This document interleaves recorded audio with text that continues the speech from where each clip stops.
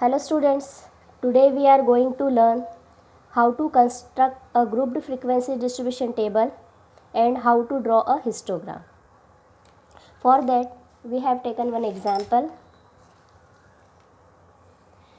The question is, construct a frequency distribution table for the data on weights in kilogram of 20 students of a class using intervals 30 to 35, 35 to 40 and so on. Also draw a histogram. So here, first of all students, we need to arrange this data in a proper manner. So for that we will construct a grouped frequency distribution table and afterwards we will construct a histogram. Students, here the class interval are given. We have to start from 30 to 35, 35 to 40, but up to where we have to keep this interval, that we have to think. So how to think? See, here the maximum digit is 65 and the minimum digit is 31. So student, they have started from 30 to 35 and 35 to 40.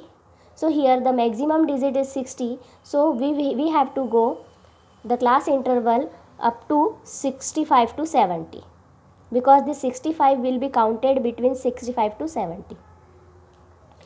Students, first of all we will draw one table, and in table the first heading is class interval. It is the common name. Here in class interval we are showing the weights in kilogram, tally marks, and then frequency. Frequency means number of students, because here students weight is showing. Now in this class interval 30 to 35, this 30 is called the lower class limit and 35 is called upper class limit. Okay. Similarly 35 to 40, in 35 to 40, 35 is lower class limit and 40 is upper class limit. And the difference between upper class limit and lower class limit is called class size or class width.